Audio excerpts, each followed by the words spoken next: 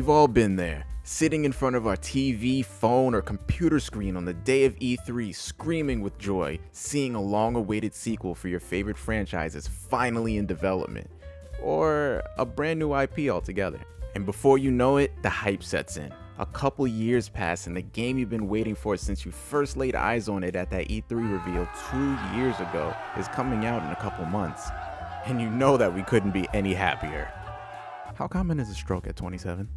The kind of disappointment and anger that delays brings out of people can be a little too much in some cases. And I want to talk about that. We live in such a fast-paced world now. Attention spans are shorter and waiting has become more and more of an inconvenience over the years.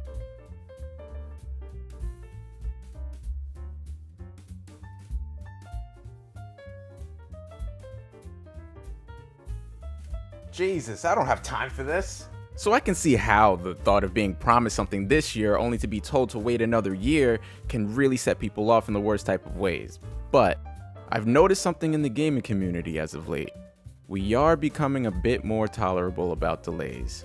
And it makes sense because damn near every modern game that gets released isn't finished, and if we had to wait a little more for it to be finished, it wouldn't be a problem. But no, some devs just have to hit that release window no matter what, right? No matter what, you just had. For me personally, I think the entire industry should learn from Nintendo on this very topic.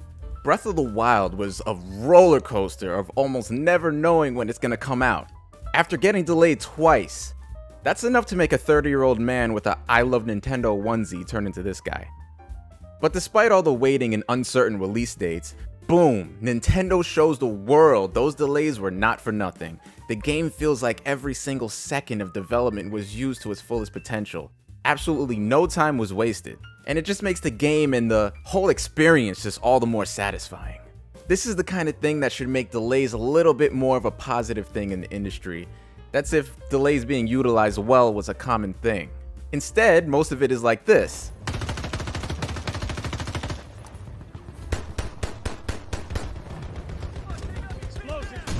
Dice, you didn't even try. And yes, I understand 2020 was a big factor in a lot of game developers tripping over themselves. Work from home and employees getting sick was definitely not good for the process. I just have one question. What about the games that have been in development years before COVID happened? Yeah, I'm looking at you. And most definitely you. And these are just a couple examples of developers that bite off more than they can chew and then end up wasting their time and hours. This gives delays such a negative connotation, and the gaming community will lose trust eventually if the games continue to get delayed and also released unfinished. Listen man, we love these franchises and we just want to see them thrive. And when they're released in such bad shape, even after given extra time in the oven, it feels a little disrespectful to the consumer. But anyway, as we wait for Breath of the Wild's ambitious sequel to be released next year, rejoice in knowing Nintendo will most likely not let you down. They take their delays very seriously, and god damn it, when they say a game is coming out, you better believe...